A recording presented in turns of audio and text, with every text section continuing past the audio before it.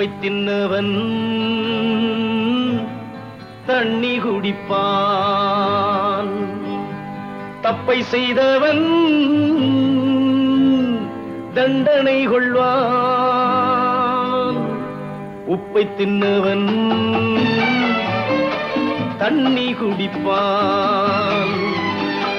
தப்பை செய்தவன் தண்டனை கொள்வான்.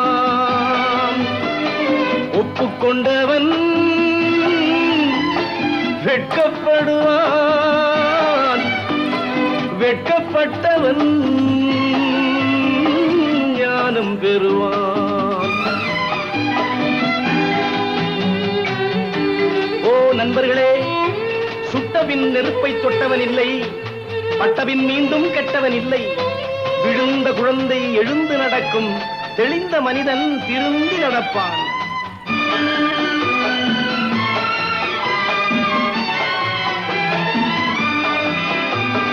கருவறை தொடங்கி கல்லறை வரையில் ஒவ்வொரு மனிதனும் கைதி. இது கௌதம புத்தரும் 18 சித்தரும் உலகுக்கு சொல்லிய செய்தி.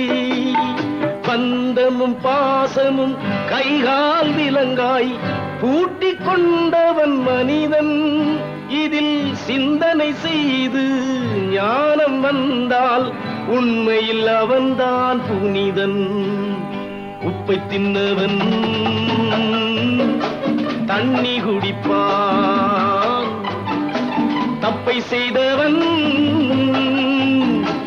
தண்டனை கொள்வான்.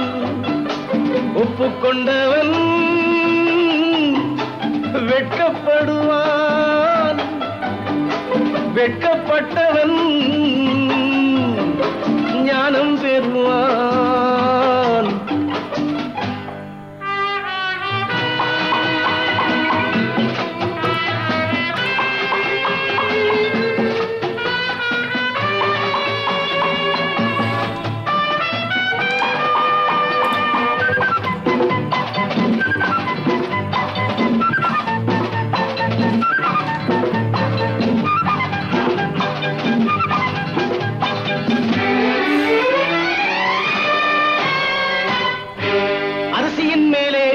அவனவன் பெயரை ஆண்டவன் எழுதி வைப்பான்.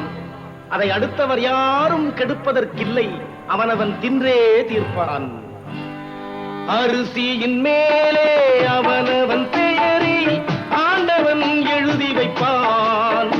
அதை அடுத்தவர் யாரும் கெடுப்பதற்கில்லை, அவனவன் தின்று தீர்ப்பான். எவனெவனுக்கு என்னென்ன தேவை இறைவன் கொடுக்கின்றான். அதை அவசர மனிதன் ஆத்திரப்பட்டு அதற்குள் எடுக்கின்றான். உப்பை தின்னவன் தண்ணி குடிப்பான். தப்பை செய்தவன் தண்டனை கொள்வான். ஒப்புக்கொண்டவன் வெட்கப்படுவான். வெட்கப்பட்டவன்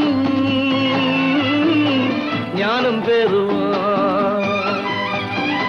ஞானம் பெறுவான். ஞானம் பெறுவான்.